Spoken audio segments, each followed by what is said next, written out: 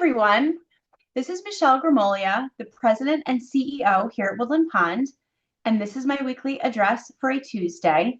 Today is Tuesday, July 22nd, 2025.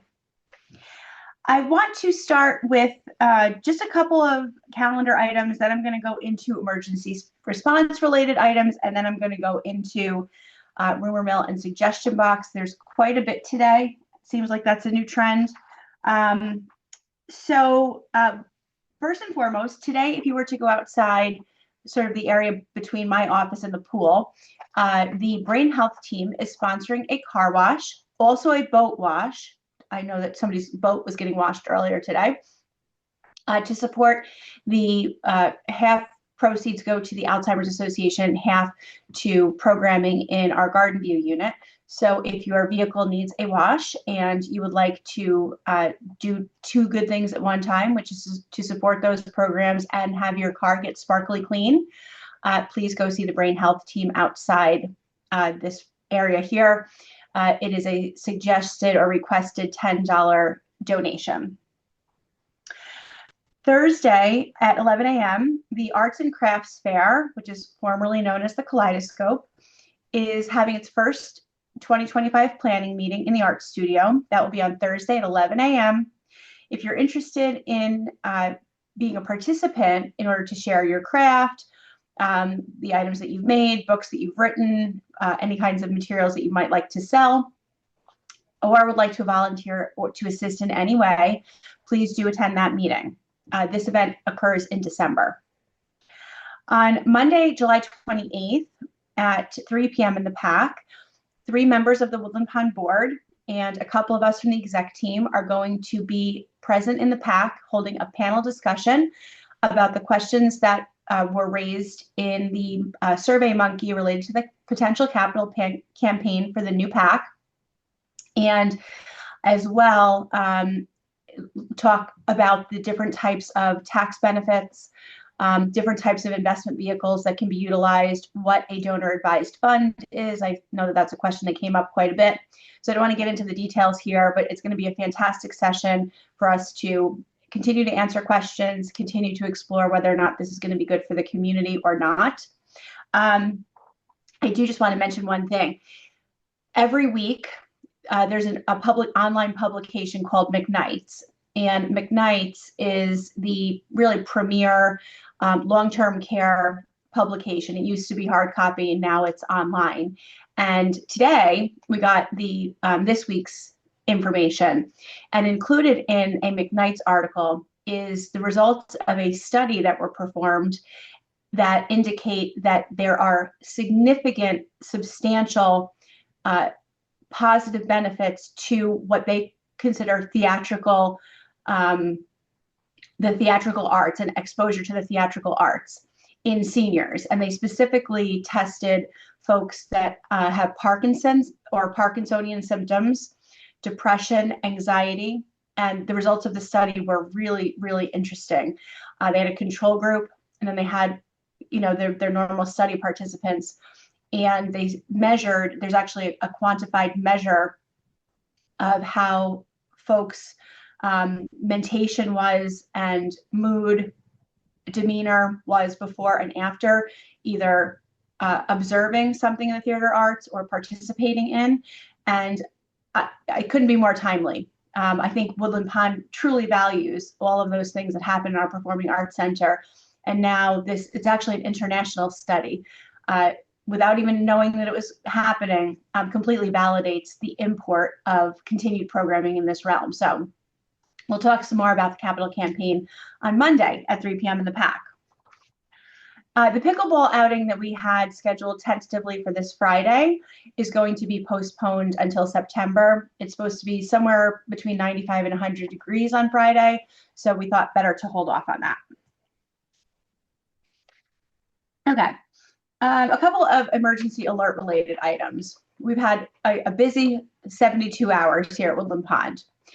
I wanted to take a moment and just talk a little bit about first the potable water incident and then the fire alarms from yesterday. On Friday night at 10 p.m., the Village of New Paltz issued a boil water advisory. We did not receive that notification until 1 a.m. and only through social media, which I've since addressed with the mayor to identify ways that Woodland Pond can be notified immediately when these kinds of things happened. So at 1 a.m. on Saturday morning, when our executive team and managers on duty became aware of this, we began making plans behind the scenes. We intentionally did not send out the mass notification at that point because it was 1 o'clock in the morning. We figured that would be very disruptive. Obviously, there's some risk there related to people that might have been drinking water in the interim, but in speaking with many residents and weighing the costs and the benefits, we still feel that this was the right decision, particularly in light of the fact that this ultimately ended up being a false alarm, so to speak, or an imperfect testing process. We all then convened on campus at 6 a.m. on Saturday and began getting the potable water out into the common areas of the campus, getting the emergency alerts out, coordinating to have a tanker truck brought to campus to make sure that there was plenty of potable water and to be able to do our food prep for our, starting with breakfast service in the health center. And we stayed for a number of hours through the morning, met with a number of residents. The nurses in the health center and the nursing staff, of course, were here. Liz Elliott, the wellness RN from Independent Living, did come in. She was able to answer a lot of questions, keep an eye on folks that might have, been potentially symptomatic, although in this case that would have just been a coincidence because there was no actual issue.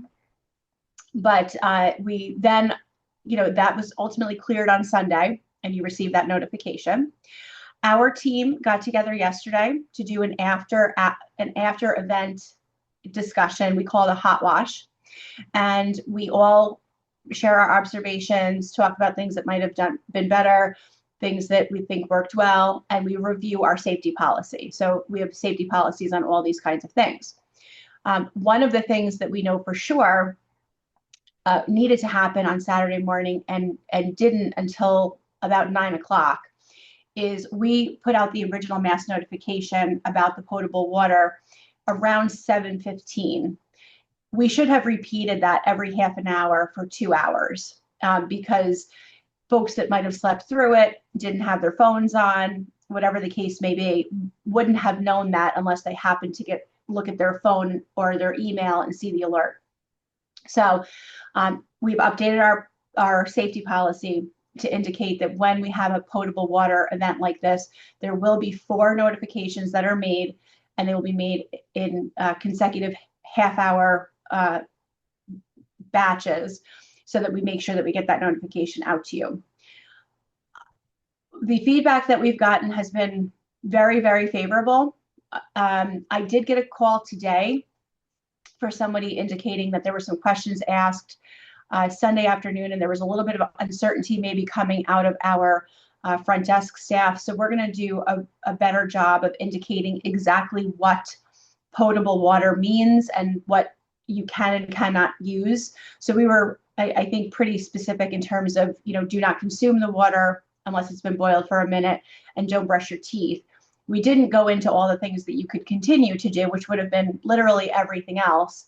But if we have this again, and in our policy now it will read that we indicate what you can't do, and then just sort of make a blanket statement that everything else is okay. The questions came about the dishwasher, the washing machine, etc. So this is just a standard non-potable water situation. And so the only things that would have been off limit at that point would have been consuming the water if it had not been boiled and brushing your teeth. If you have any additional feedback on that event, please let us know, and we will process those changes to our emergency plan and go forward from there. Yesterday evening, there were, about a dozen alerts that went out related to a fire alarm activation here in the main building. We had a hot wash today, our team, to kind of understand, what actually happened, and then why were there so many messages? Why was the messaging confusing? It did not work well. The actual emergency response worked great, but our communication failed yesterday. And so that's, on one hand, a good thing that the emergency response worked really well with the fire department and so forth. But the most important thing in an event like this is communication. So we're taking it very seriously. We identified where some of the breakdown occurred, and we have taken some steps to make sure that that does not happen again. Some of it is a system issue. Which system we pulled to put the alerts out. There's two different choices. The choice that was selected yesterday is the old system. So it had old lists for contacts. Some of you may not have even gotten contacted because it was the old list that was being used. So that's been sorted out. What actually occurred is that the fire alarm went off once, even though there were multiple different messages that were going out, which might have indicated that there was more than one event. There was just one event. And the fire department came very quickly. When we get an alert, our fire panel tells us where the smoke head that is being affected is. They're very specific in terms of letting us know the location. In this particular case, the location was described in a very strange way. So it said the resident bathroom in 208 health center. And why that's confusing and why that added to the confusion is because there is no room or unit 208 in the health center. They're all 4 digits. And it was indicating health center, but it was attached to an apartment number that theoretically was independent living. We've since sorted out why it read that way. But the bottom line is that there was a smoke head in the public area bathroom in assisted living outside the great room that went off.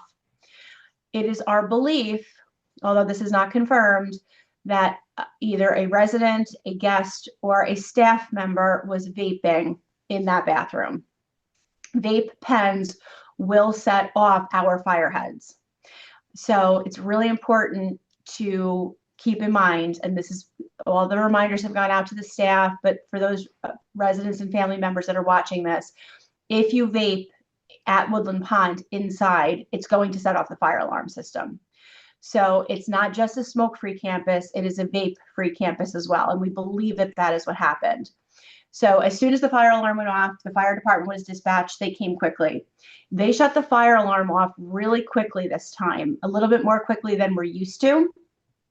And at that point, there hadn't been a definitive answer as to what had happened. So we will be speaking to the fire chief just to make sure that there's an understanding that we prefer to keep the fire alarm on as long as possible until we're positive that we're all clear. He was comfortable with where we were, and ultimately they do command the fire panel. So it's just a matter of our, risk tolerance and those kinds of things, but it's ultimately his call as the fire chief. That's not our call. We didn't find a culprit. We didn't find a smoking gun, but based on which fire head went off and the fact that there was a lack of any kind of smoke or fire, the reasonable conclusion there is that it was a vape pen. And so going forward, the emergency alerts will be what you're more accustomed to. They will come at the beginning of the event, in the middle of the event if there's an update to the information that you need, and then there will be an all clear. That is what should have happened yesterday. And we will be using the current system, not the old system. We're going to deactivate access to that so that this can't happen again. You have our sincere apologies. And we received the same messages and the same amount of confusion as well. And we don't want you to be confused like that. And we don't want to be confused like that. So it's a work in process, but we convened today and we are moving forward on that.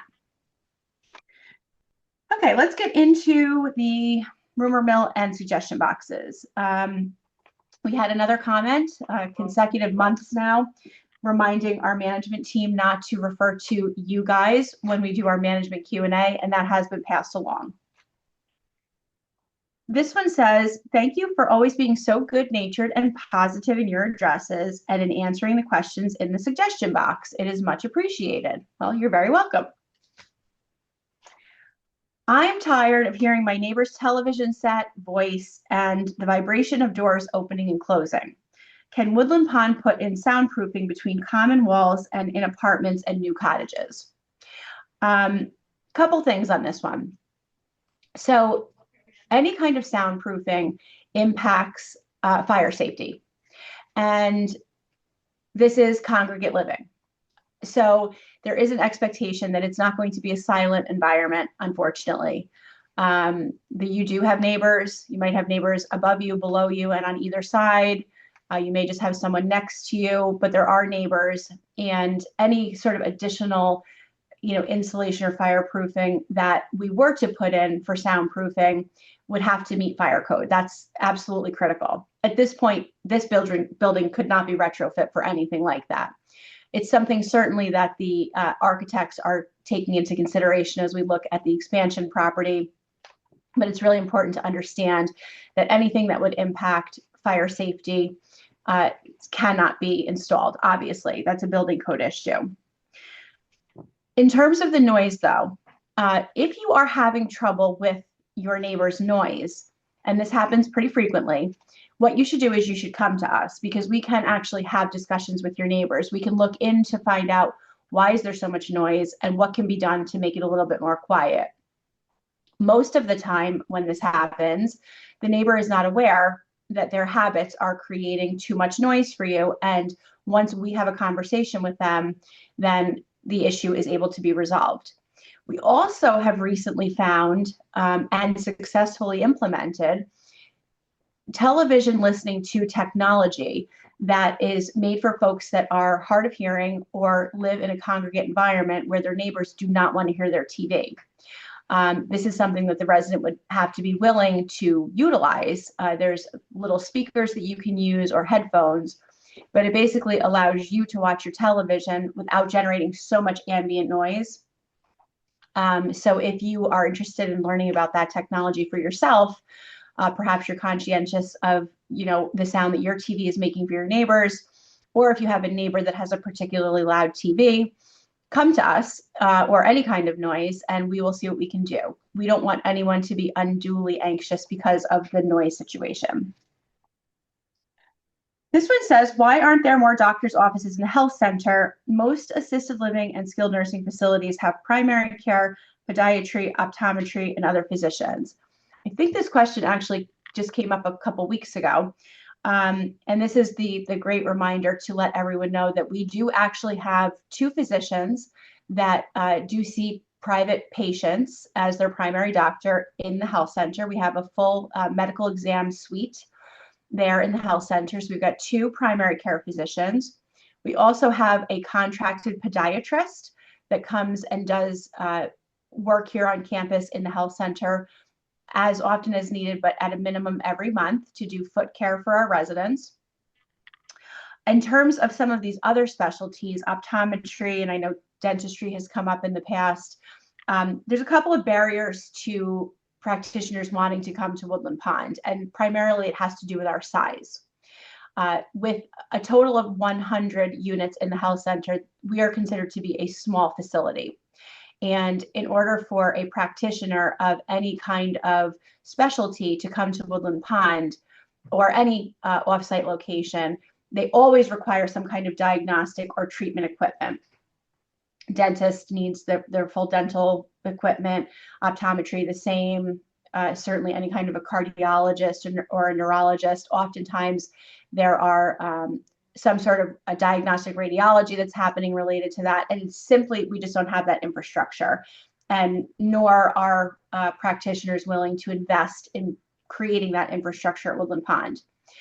So what's really important is that you all understand that to the extent that you want any of those services, you are under your contract with us.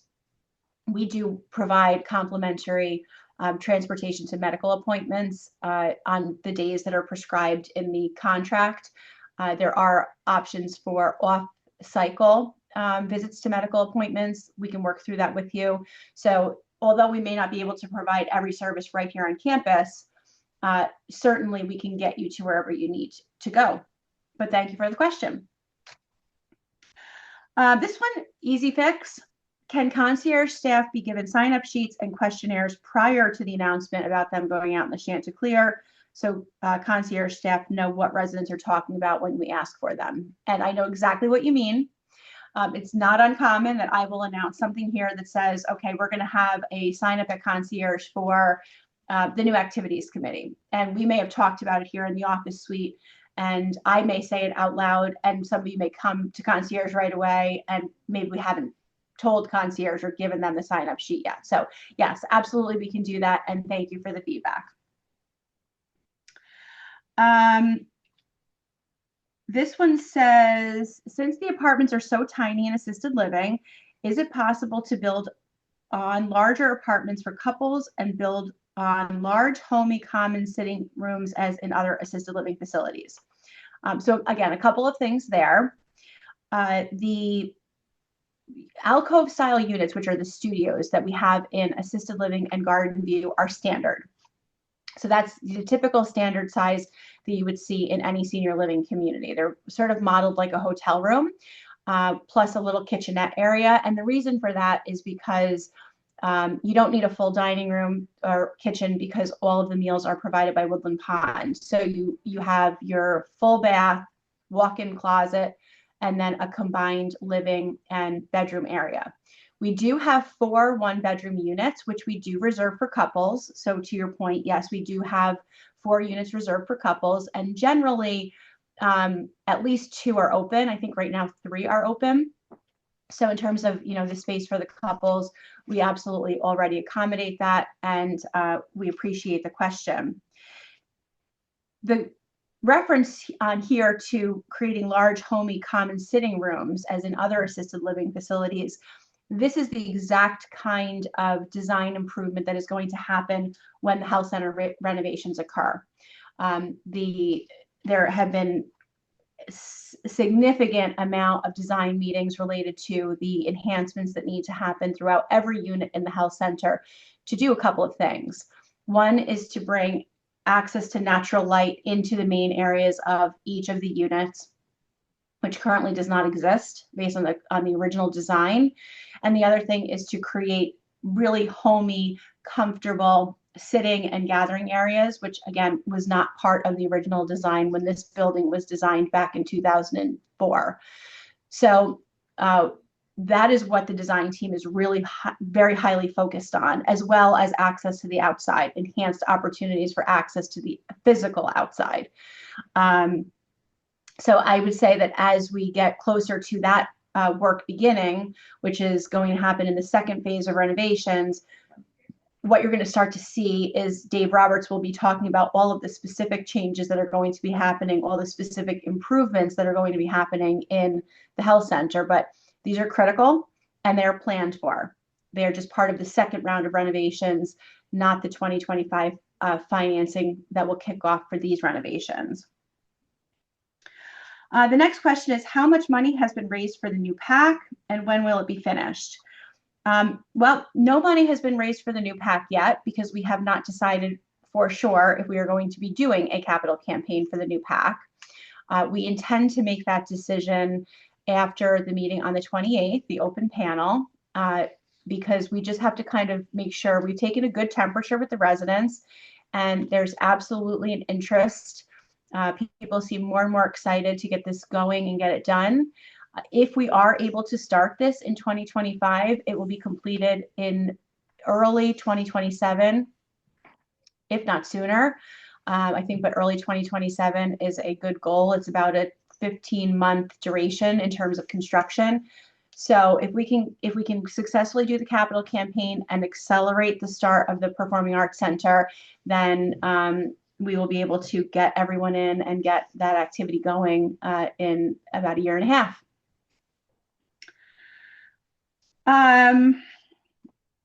We have another comment again about the concern about residents using retractable leashes with the dogs. We have communicated this with the individuals that are identified as being retractable leash users. Please continue to provide the comments and we will continue to pass them along. This next one, please ask residents, and there's 2 resident names listed, but I never provide those, to not blare music from their phones when walking down the hallways or sitting in the lounges. It is quite distracting for people trying to read, talk, or have a meeting. On this note, I happened to be in the lobby or at the concierge last week, and I was hearing just this very, very tinny but loud sound, and I could hear it from my desk.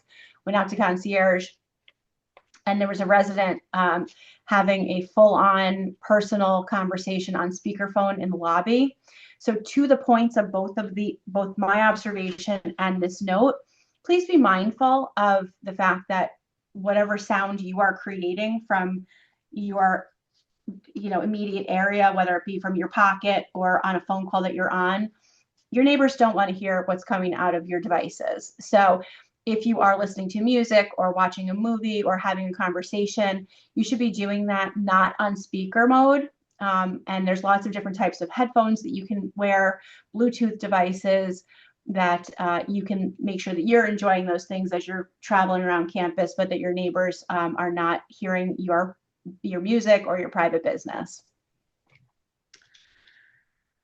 Okay, mental health is an illness like any other, and some Woodland Pond residents appear to suffer from mental illnesses. Has Woodland Pond thought about adding a psychiatric wing to the health center? The answer to that is no. We're not adding a psychiatric wing to any part of Woodland Pond. The things that affect the community at large, New Paltz, Ulster County, New York State, the United States, and the world, affect Woodland Pond and its residents. And without a doubt, there are people that come here with a history of depression or anxiety, or in some other cases, some significant mental illness.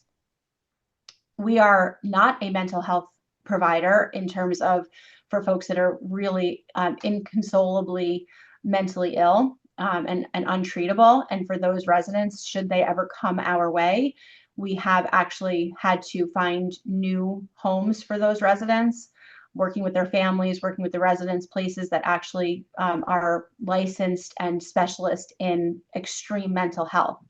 I think there's definitely been one situation of that in our years of being open, maybe two. But I think it's important for folks to keep in mind that many people proportionally have some level of mental health issues, and it's important that we normalize that. The industry or the treatment, the clinical setting for mental health has really changed in the last generation.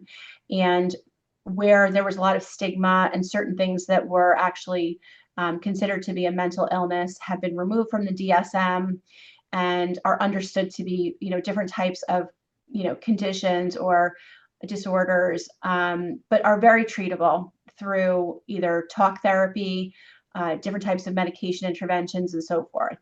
We cannot prohibit someone that has a diagnosis of mental illness or any kind of a diagnosis from coming into Woodland Pond. That would be discriminatory, and it would violate the ADA requirements, the fair housing requirements. But what we need to make sure is that the people that come to Woodland Pond can remain independent when they arrive. So everyone's got to be able to be independent. And we have a set of about 18 criteria that we use to evaluate everyone prior to coming in. Folks that we have questions about, we do require seeing notes from specialists, including psychiatrists, neurologists, and so forth. Our PT and OT team also will evaluate residents prior to them coming in if we have any concerns about physical capabilities. We do not want to bring anyone into Woodland Pond in independent living that is not equipped to live independently. And, we are not in a position that we have to make any kind of exceptions on our standards there. But it's really important for folks to know that your neighbors can be afflicted with anything that somebody in the real world could. And I think we have to be gracious about that.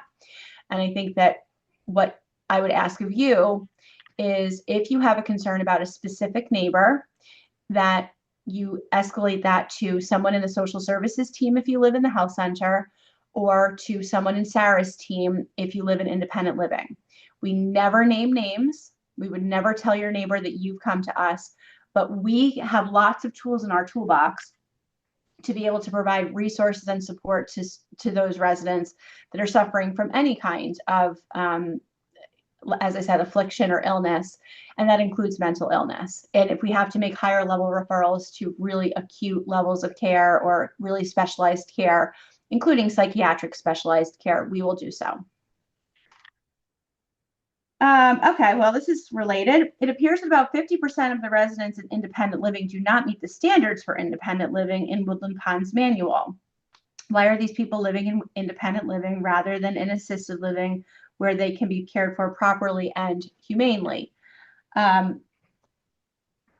Interesting phrasing, I guess I would say. I would say that I think that we take pride in the fact that I believe that our residents are cared for properly and humanely everywhere at Woodland Pond, including in independent living.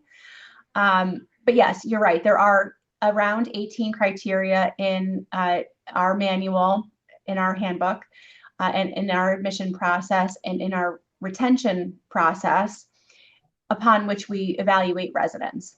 And as you will find, if you are a resident that eventually needs a higher level of care, the discussions that we will have with you will begin months out from when we think a move is critical. They will be with you and your family or loved ones, and we will actually draw from those criteria. We will highlight the specific things that we have concerns about. And what's important to the person that wrote this comment is that not every single one of those criteria has to be met in order for us to believe that someone can remain safely in independent living. There are certain criteria there that are safety related. And it is those safety related items that if we feel that the resident can no longer safely reside in independent living, then that's when we really have to look at a move to a higher level of care. And that includes things like being safely able to ambulate, transfer, know what to do in the event of an emergency, people that are having a lot of falls, or people that are not using their PERS alarms or don't demonstrate a knowledge of being able to do that, people that are getting lost in the building, don't know where they're getting back to, those kinds of things. But, you know, not everyone is going to be high functioning all the time. And this is a senior living community. So, you know, there is a progression of aging. Folks are going to come in as independent as they'll ever be when they get to Woodland Pond. And then as time goes on, it gets harder and harder to be completely independent. You might start to see the mobility device, or people have reminders with a calendar, or people are asking questions about, I can't remember what time my reservation is. This is all natural. This is why Woodland Pond has multiple levels of care. And this is why every single Tuesday at 1 o'clock, you will see our entire team, interdisciplinary team, in the classroom. And in that meeting, we are talking about residents that might need a higher level of care, why we think that, and then working with them and their families to get them into the right level of care over a period of months. Again, if you have specific concerns about specific residents, please do bring those to Sarah's team if you reside in independent living, or any of the social services team members in the health center. Okay, I still have about 6 to go here, and I see it's 12:50.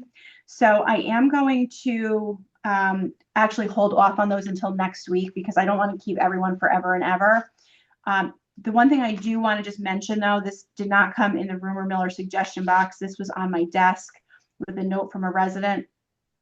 Apparently these stickers were, or some of these stickers, you can see them there, were left in the mailroom. And the resident that brought this one to me was very offended by it, and I completely understand that. We do not allow this kind of public distribution of materials related to any kinds of political issues. It's very clear in the handbook. So if you are interested in handing these out to folks, you have to do it privately. They can't just be left in the mailroom. Regardless of what your politics are and what your opinions are, this definitely takes a stand on something, and our handbook policy prohibits the distribution of these kinds of materials. Does not prohibit anyone from having them, but certainly they cannot be left in the mailroom. So to whomever did that or is thinking about doing something like that, please do refrain from that. If you have any questions or want to speak about that specifically, certainly I can talk to you, or you can speak to Bridget Blum, our Director of Corporate Compliance. So that's all I have, minus the things I'm going to delay till next week. I hope you all have a great day, and I will see you next Tuesday.